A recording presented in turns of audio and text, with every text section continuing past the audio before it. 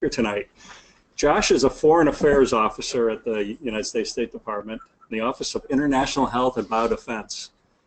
And he has quite a broad portfolio. What I know him from is working in the Arctic, and he led the U.S. effort under the Arctic Council's Sustainable Development Working Group focused on One Health. And he's been leading that for 2 years now, where the U.S. has been the chair of the Arctic Council. And they just passed it on to Finland. You remember the last meeting I said that the report was just issued that day, and everybody clapped. That was Josh's report, so he's going to tell us about it tonight. Josh has a long history of organizations where he's worked, his experience in schools. It turns out we went to the same graduate school, and he was a Fulbright fellow in Vietnam. I think I'll stop now and just turn it over to Josh. Joshua Glasser.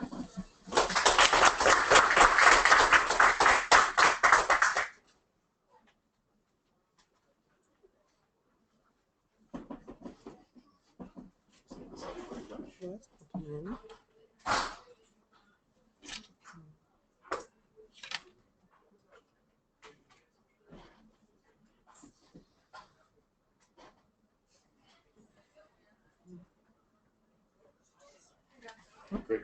Excellent. How do I switch? Yeah, so that... There we go. Yep.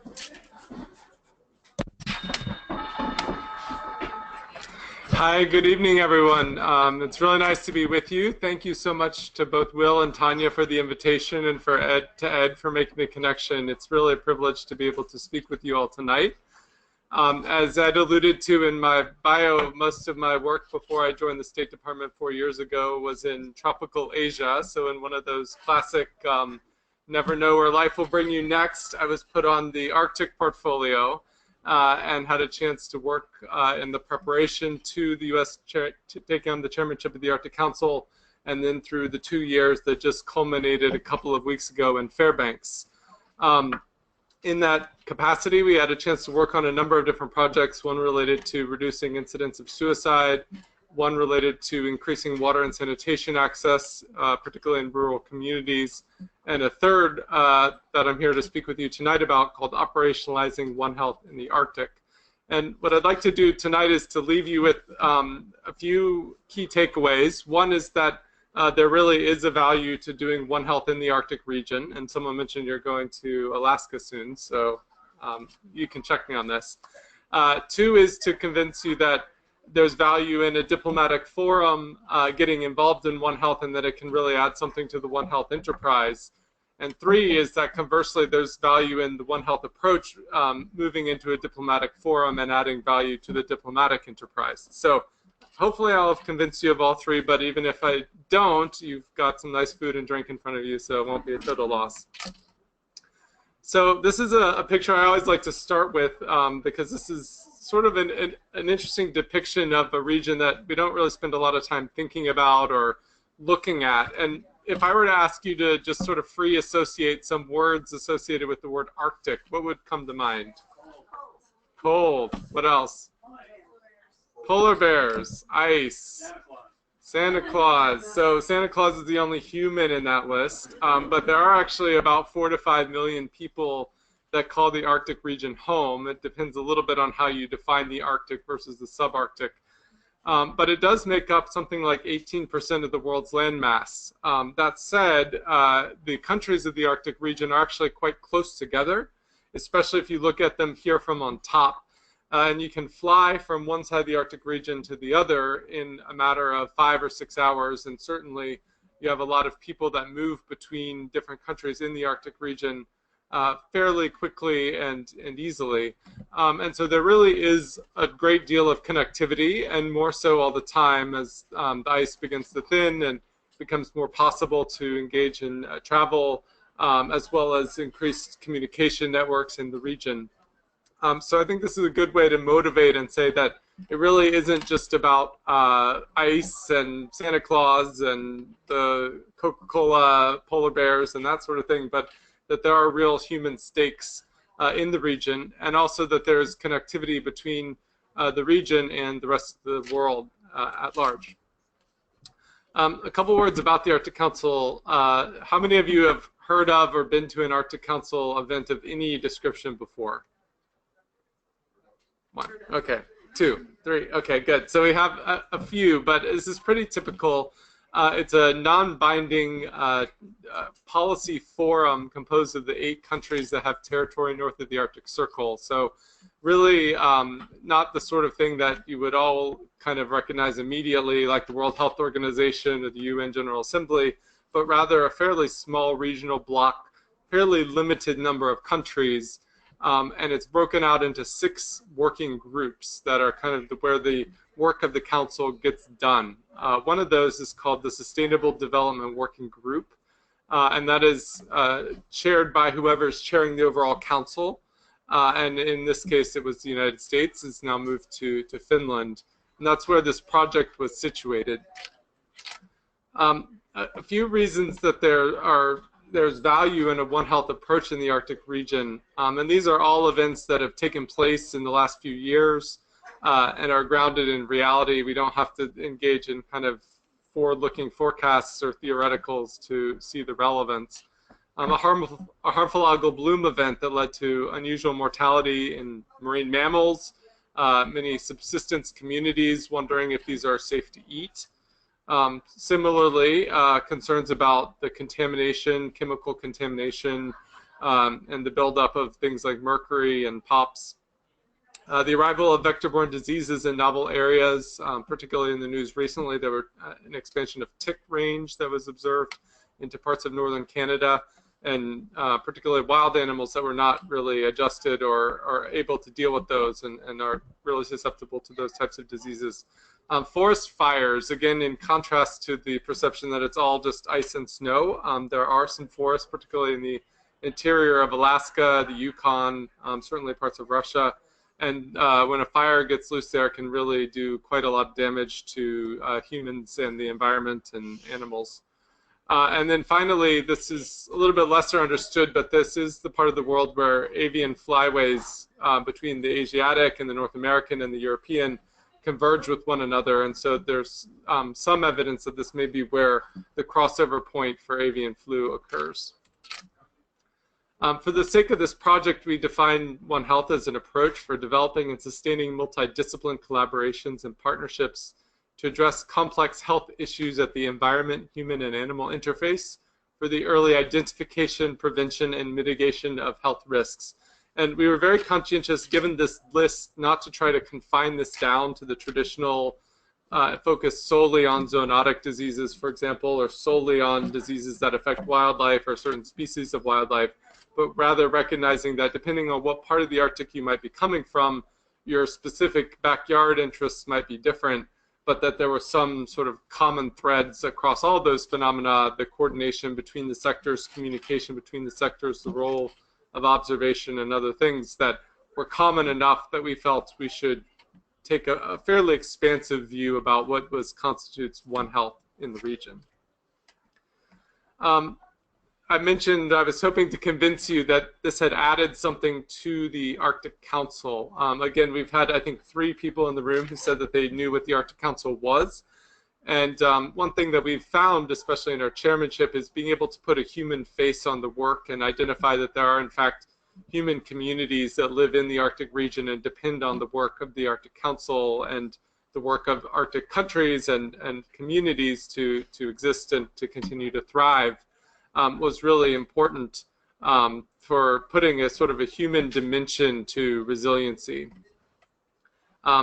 Second, we felt that it reflected existing sort of latent perspectives among both Arctic member states and permanent participant indigenous organizations. I'll tell you more about them in a second, and their priorities and their approach to the natural world.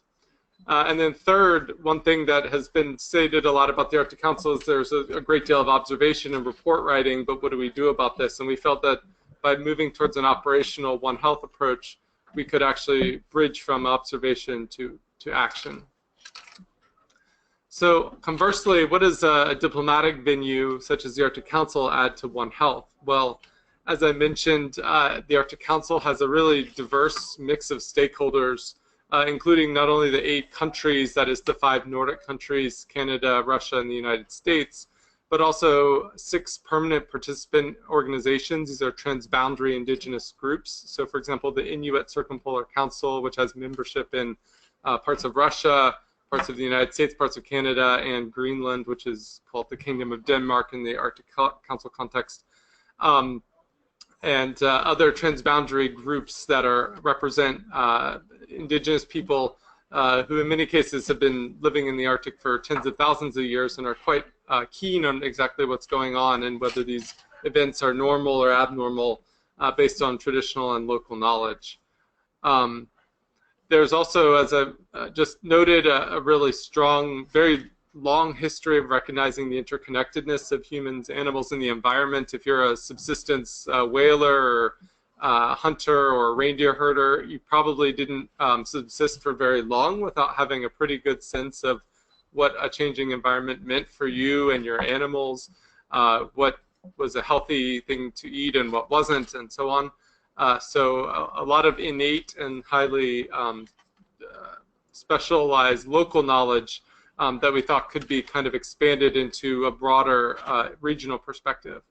And then third, as Ed noted, there's a number of different work streams in the Arctic Council, and they bring together technical, diplomatic, community-based knowledge holders and more. So you actually have really a broad array of perspectives represented just within the council itself and just the membership of the council. The final thing that's kind of interesting about the Arctic region or Arctic Council, and we haven't quite fleshed this out entirely yet, but hopefully we will moving forward, is that because of the increased interest in the Arctic from lower latitudes, there are a number of observer countries and organizations. One of them is Singapore, which is actually geographically situated on the equator. So the fact that they're an Arctic Council member or observer organ is really interesting. There's also observers, Japan, Republic of Korea, China, Germany, and the EU, and other places. So you can bring in people who have expertise from more southerly latitudes that may be interested in the North, and vice versa. So we stated as the goal of our project that we were meant to support the resiliency of Arctic communities facing climate change, and we were very emphatic that this was really to support communities that are actually doing work at the front lines. Their resiliency is often innate and comes from their own practices, but that we could do more to support it in a circumpolar context through 3 specific sub-goals. One was to build on and expand existing networks.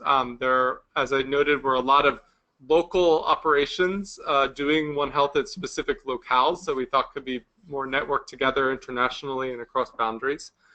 The second was to advance regional One Health operational norms. So that is, we didn't want to constantly be doing new One Health projects and instilling the value of One Health and international One Health in the Arctic region, but rather that this would just sort of be a standard way of doing business moving forward, and that people would just kind of take these principles and kind of integrate them into their daily work.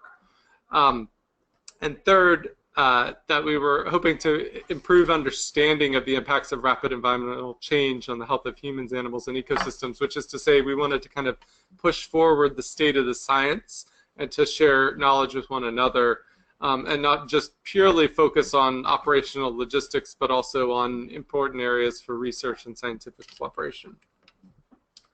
You may have seen, by the way, that one of the big deliverables from the Fairbanks meeting of the Arctic Council was a new science cooperation agreement, which will hopefully continue to pave the way for strong collaborative work in the Arctic region on transboundary science projects. So the progression of the project as we laid it out was sort of threefold. We wanted to be sure to start with an information gathering and awareness raising phase before we dove into more active activities. So we conducted a survey, we did a number of knowledge sharing events and activities. I'll tell you a little bit about those. And then we moved into a somewhat more active stance and conducted a tabletop exercise in February that I will definitely go into more about. And now we're getting to sort of the third stage, which is establishing more transboundary networks and hopefully hubs or points of contact across the Arctic region to facilitate more collaboration, and to actually start to collaborate on specific events that are observed in the Arctic environment. So the tabletop exercise was quite synthetic. It was sort of a hypothetical scenario that was put forward. But as I alluded to earlier, there are more than enough real scenarios. We don't need to keep coming up with hypotheticals. Unfortunately, there's more than enough to choose from. CBC News out of Canada picked up our survey, and there were a number of interesting quotes in the piece, but I really like this one from Gwen Healy, who some of you may know does work in Iqaluit, which is the capital of Nunavut territory of Canada, the easternmost territory, the territory that's, I believe, majority Inuit. And she said that the survey will add some meaningful evidence towards maybe shifting our health systems because people want to see their values in the health systems that they use. So I thought this was a really nice way. You know, we hear a lot about sort of the One Health perspective, especially from the environmental and veterinary perspectives, but also the fact that it reinforces good health system practice and healthcare practice, I thought was a really notable aspect of that quote. There's some really fascinating findings that we were able to extract from the survey data, which we astoundingly got something like 334 unique responses, even though the survey was only available online for about 3 months and only in English. So we think the actual community that would be interested in this, particularly if we were to translate it into indigenous languages or Russian and use paper copies and things, is potentially quite a bit more, but we were very pleased with 334 responses. 51% were familiar with the One Health approach, which in this audience is, I guess, 100%, but in most audiences I talk to, it's usually about 5 or 10%, so I thought that was really remarkable. But only about 1 in 8 had received any kind of formal One Health training, so there's a pretty big gap between people who are aware of the concept and people who had been trained up or had a grant or some sort of formal activity, so a lot of headroom there. 2 and 3 were interested in doing a follow-up discussion, which I found quite notable because when I get a call from a telemarketer and they ask if you want to take a survey, I'm like, no way. But nonetheless, 2 and 3 people actually asked for a phone call, which was kind of amazing. And 95% said that they were interested in doing more international One Health collaboration. So again, reinforcing that the Arctic, it's a big region, it's somewhat of an isolated region, but there's a great amount of thirst and appetite for international collaboration. There have been a number of knowledge-sharing activities. Some were in person at meetings held across the Arctic during the chairmanship. Some were in print. You can see one piece there, another forthcoming in the International Journal of Circumpolar Health. There was a blog post, and those who were able to come out to Reston April's 2 months ago, for a major Arctic science conference, and we had a poster and a couple of presentations. So we do feel that we have advanced the sort of peer-reviewed literature as well as some of the mass media on this through this project, but certainly something we can always aspire to do more of. How many, I know there are a couple people from USDA APHIS in the room, how many people are familiar with the OSMART tool, the One Health Systems Mapping for Analysis Research Toolkit? Is that it? Okay. So this is a proven tool that's been used in many parts of the world, including the Midwestern United States and Southeast Asia. We chose to use it in the Arctic, and I'll tell you a little bit about how that worked out. But I think it really did improve the tool to use it in a different context and with a very different community.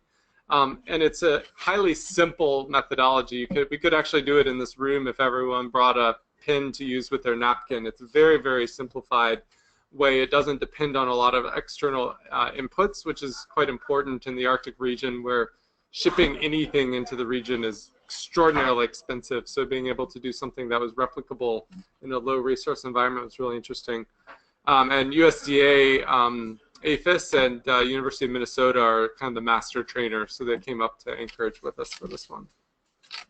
We got 40 people to come from several countries, as well as 2 of those permanent participant organizations I alluded to, not only the Inuit Circumpolar Council, but also the Aleut International Association, which represents people who live in the Aleut chain that runs kind of between Alaska and Russia.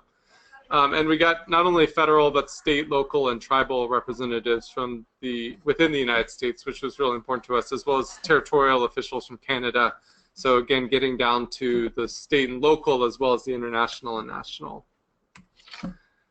We set up 2 scenarios. One was a aforementioned wildfire emergency. It was designed to be sort of thinking not only about the acute impacts, but also the pre-event forecasts and also the long-run impacts on ecosystems. NOAA actually was present, and they were telling us that for something like 5 years after a major wildfire event, the region is at an increased risk of flooding, and so they keep an eye on it over a much longer period of time. There's obviously air quality impacts on humans. There's chemical that have to be used to put out the fire, and what are the public health and environmental consequences of those. Turned out to be, even though one might say, oh, well, you just extinguish the fire and that's it, it's got a lot more complexity to it that we were kind of able to pull apart. And then the second was a marine mammal die-off that we didn't specify the cause, because actually this is often what happens is you just start to see marine mammals turning up dead or with weird sores or lesions, and it's not clear if it's a chemical or biological or physical injury at first, so you just have to kind of go with pretty incomplete information. It's often slow-moving, and in many communities that practice subsistence, it can be a major issue for food safety and security. The method, as I was describing, is extremely simple. You simply have everyone write down, using a swim lanes approach, which I'll show you in a second, their individual impression of how a response would go, who would be in charge at what stage, and who they would connect with and contact and reach out to and loop back to, and so on. And then if we have a table here of 3 people, the 3 of you would get together and squish your maps all together, and the 4 of you would do the same. And what you would find is that there may be some areas where people agree and there's no dissonance, and you just say, that's great.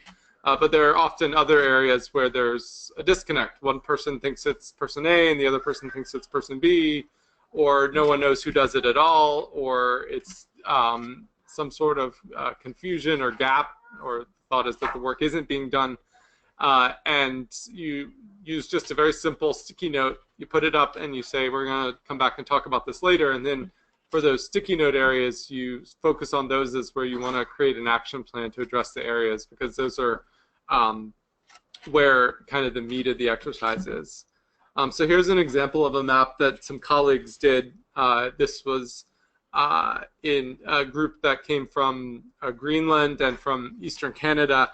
And I'll give you, as an example of one of the things they identified, was that there's no mechanism if you observe marine mammals dying on one side of the maritime boundary between Greenland and Canada, and then on the other side, there's no mechanism for the two to necessarily talk to one another unless someone happens to have a personal friend or connection or whatever. So the official channel is, I'm not making this up, you're out in the water, you write back to Nuuk, Greenland, Nuuk writes to Copenhagen, Copenhagen writes to Ottawa, Ottawa writes to Iqaluit, Iqaluit writes to... So you can imagine this is a fairly complex process, and very much the same in other parts of the Arctic, certainly in the Bering Strait between the US and Russia, you have somewhat of a similar dynamic. So a lot of kind of sticky notes here about, okay, well, how would we get in touch with one another? What is the mechanism? How would that communication flow? And that sort of thing. And by focusing on those areas of disconnect or uncertainty, you can often nail down more specifically how you want to go about operationalizing processes moving forward. And we've actually heard from participants in a few cases where they actually followed up with one another after the exercise and said, we're going to do X, Y, and Z, and we did it, and so on. So as I said, there was a clear-cut gap-filling exercise that was done during the tabletop. We had the opportunity to form, in some cases for the first time, in some cases strengthen existing networks and relationships. And there was a lot of interest in rerunning the exercise in home communities. So I thought a really interesting point, one of the indigenous groups said, well, if this was held in our community context, the maps would probably look a lot different, because the perspective would be quite different when you're at the front lines in a community in the Aleutians versus if we're all sitting in kind of a ballroom in Anchorage. And I said, well, that's great. We would welcome you doing that, because it would add a lot to the exercise to do it in different places with different groups of people. And you can also do more elaborate things. You can kind of squish process maps from this exercise and this exercise together and find out, you know, oh, there's no disagreement among people here, but then when you add in this other set of people, they say, wait, no, that's actually not how it goes. And so you can kind of do the exercise in perpetuity if you're inclined. in order to kind of get a much richer picture of how One Health gets operationalized. Finally, I guess just to leave with the way we hope to move forward out of the chairmanship, which, as I said, ended a few weeks ago. We do hope that in addition to kind of continuing to share knowledge and do these exercises and practice, that there are specific activities that grounded in local observation that people can start to work on. And our model for this is kind of observe, analyze, communicate, that you need to pull observations that are occurring, and there's a few networks that we can talk about if there are questions about it, like the local environment observers.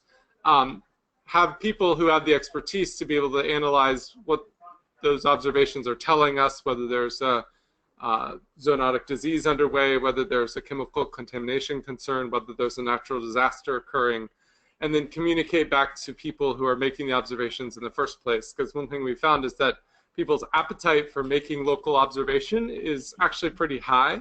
There's a lot of interest and curiosity and enthusiasm for it. But if it's not matched up with some sort of analytical response of, okay, here's what this means for you and your family, their appetite to do that goes down pretty quickly. And moreover, the Arctic region, for different logistical and economic reasons, it's extremely expensive and difficult to fly satellites over the region. So really, local observers are some of our best frontline observers of what's going on there overall, not just for their own local benefit, but also for the benefit of the world. And so we really do need strong networks of local observers on the ground. But we'd like to sort of pair up with them and say, not only do we want you out there and doing the good observation, but we also want to have this operational One Health network behind you to help sort of give guidance and provide clear communication as to what this may mean and how to protect yourselves, your family, your pets, and so on. And then finally, I think an interest, particularly as the chairmanship moves to Finland, which if you go back to the map, I didn't know this until recently, but Finland actually doesn't have an Arctic sea coast. Norway actually comes all the way over the top and touches Russia. But they do have a lot of land in the Arctic region, and they do have a lot of land animals and a lot of zoonotic issues of concern.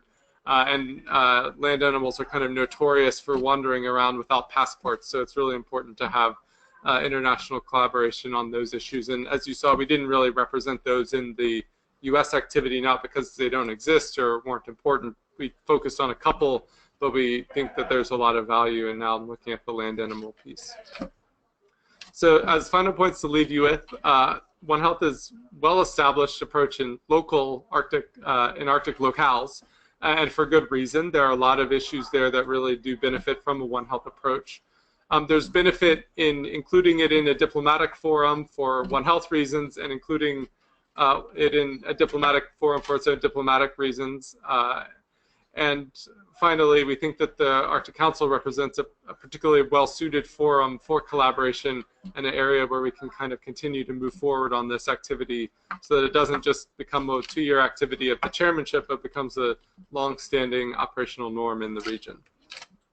With that, very special thanks to a number of different entities listed here who provided invaluable guidance to us throughout the execution of the project. And we're also extremely thankful to our co-leads, who in this case was Canada. With that, I have quite a bit of time. I'll take questions.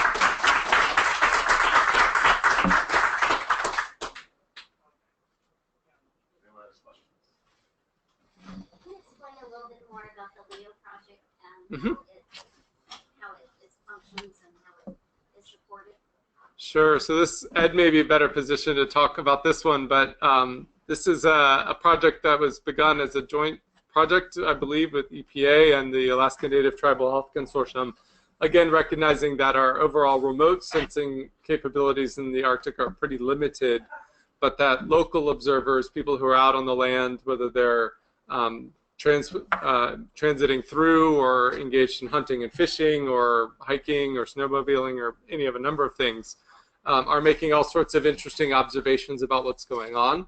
Some of those observations are very sort of quotidian and typical, oh, it's a nice sunny June day, but some are quite remarkable or extraordinary and are worth letting someone know about. And so there's been a computer program, and actually will be an app, if not already, then very soon, where people can take a picture, upload it, and give a little description of what they're seeing, why they think it's important, what they find to be unusual about it. And then the idea is, again, with the One Health network coming into place, that you'd have a sort of a stable of experts who'd be at the ready to say, that does look kind of unusual, and maybe you should send that seal off for testing in a lab, or no, it looks like maybe it just got hit by a propeller and no problem.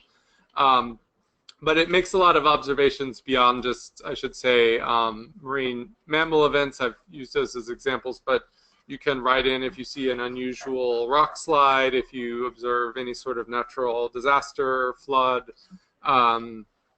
pretty much anything in your environmental context that you find to be out of the ordinary. Have I done it justice? Yeah, just clarify that it's actually a project tool from the Alaska Native Tribal Health Consortium. They provide the healthcare services to all of Alaska's natives and tribes. They're responsible for it, not Indian Health Services. They took that over. And they needed a tool to help them in the preventive aspect because it's in their interest. They're going to provide the care for these people. Why should they spend more money on treating people when they can spend money on preventing people from getting sick? So in Alaska, it's a unique situation where you have so many tribes. You have 40% of the federally recognized tribes up there.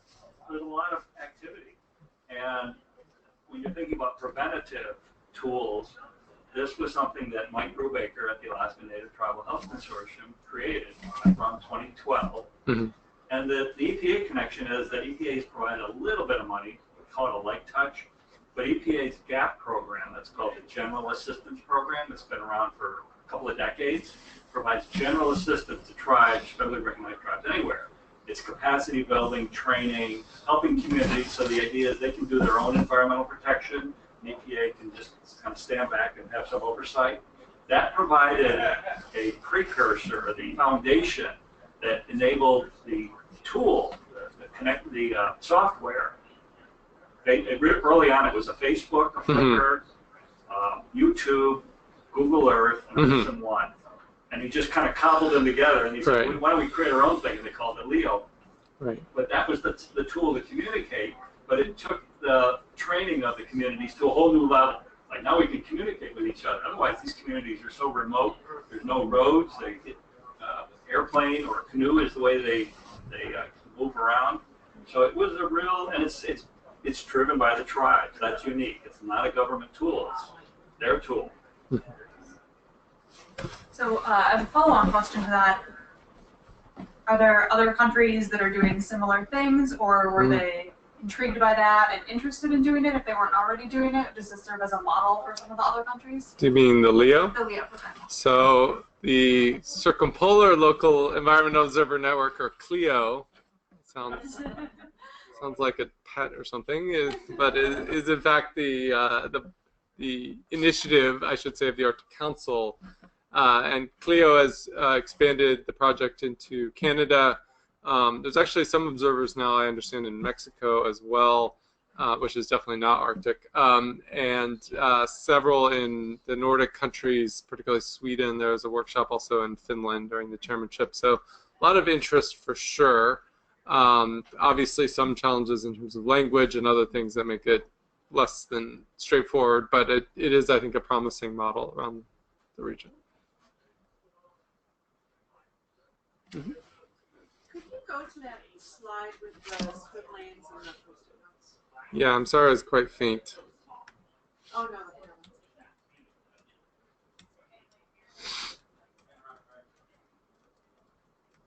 There it is. Yes, ma'am. Oop. Too far. And too far. There we are. And thank you for this talk and for your work on this. Mm-hmm. I'm trying to picture this in practice, because in this kind of a setting, when you're in a room with paper and Post-it notes, it's hard to anticipate real world challenges. And so I'm wondering, I guess this is kind of a facilitated question, what are some of the prompts and tricks for getting people to anticipate turf or power issues, or some of what you run into when you're actually in the middle of things and not enjoying each other's company in a meeting? Yeah, it's a great question. So there were a couple of techniques. One was the scenarios we began with were fairly scant because we recognized that most of the time when an emergency is underway, you don't have the benefit of perfect information. And so we were pretty sparse with the details, and often that led to people interpreting the question differently or coming up with different things. The other thing I didn't mention is when we're putting our maps together, there's a neutral facilitator whose job it is to kind of interrogate a little bit, because in fact this happened a little bit with the forest fire incident. People said, oh, well, it's very simple, we just send this information to there and then it goes up on the web. And then someone said, well, how do you know if any communities have read your website? And they said, not sure. So and then we talked about whether there was a role in terms of public health messaging for approving those messages, or checking if people read them, or whether that had led to any sort of behavior change or anything like that. So by sort of interrogating the assumptions was another technique. Third thing we were very clear about before the exercise and during was that this isn't an exercise in running through what your field manual says you're supposed to do, but what is actually practiced. This is a little bit hard coming from the government, where people are mostly inclined to want to tell you what the manual says, but we were able to kind of move past that to, okay, as a practical matter, how would this actually work? Yeah.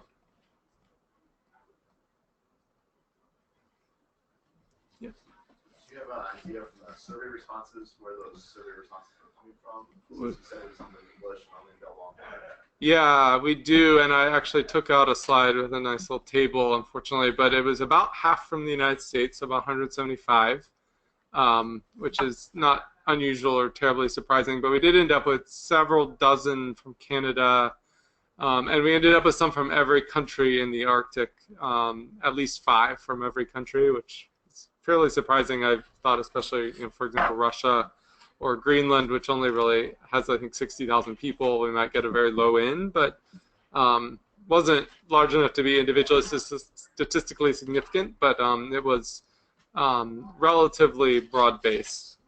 There's been interest in running it with the same tool translated into the languages and seeing what would happen, but we were felt pretty good about what we got back.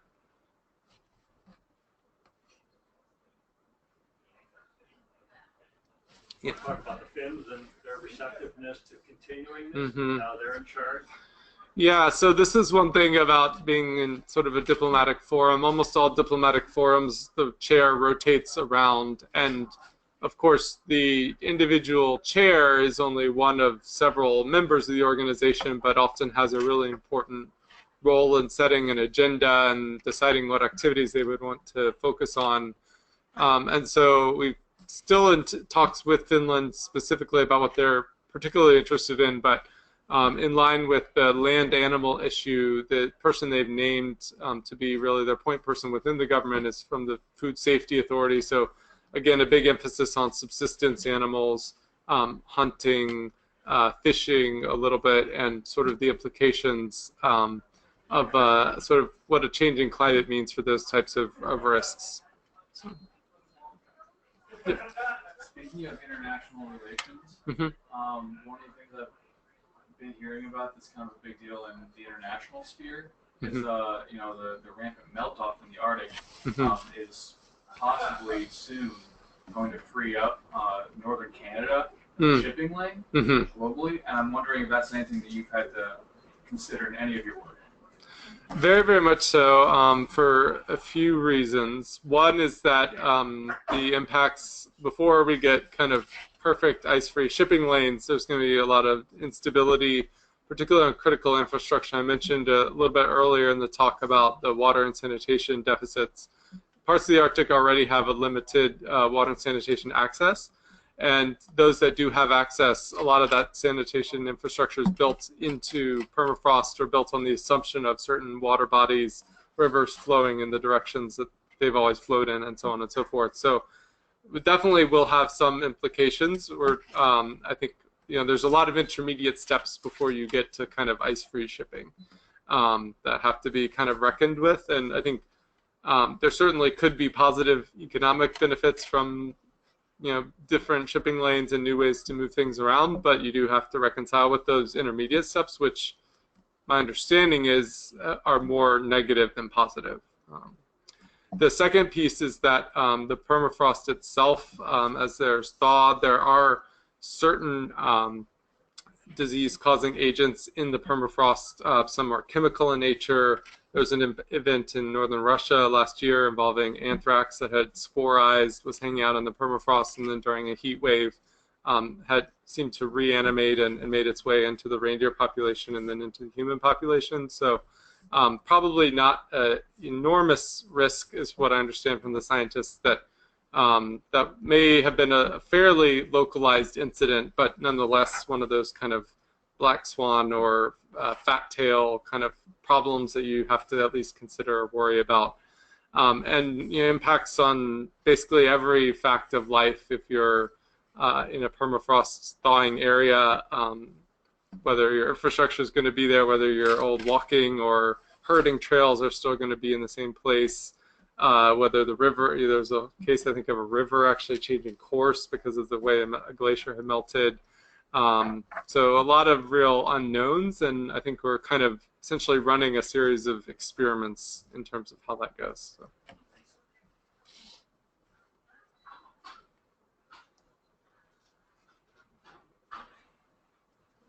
Any more questions? We thank you very much for Oh my gosh. being with us tonight. And our traditional gift and appreciation of speaking is a flag that's flown over the Capitol. And so, thank you very much. Thank you. Thank you.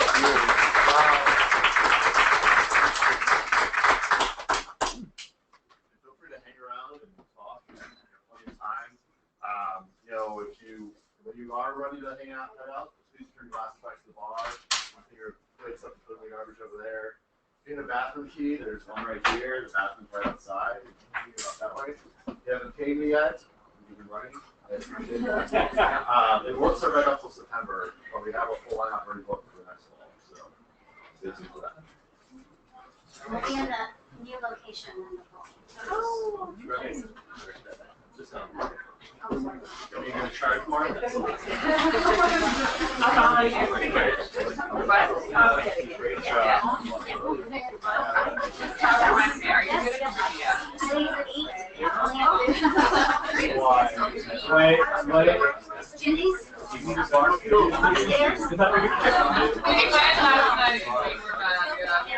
Although her, none of it. Yeah. There actually wasn't in this line. There was, what was the northernmost place that the Super Bowl was? Do you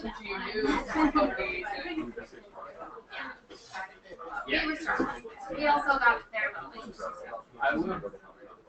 We have to do it. Depending on the day. But definitely you guys have to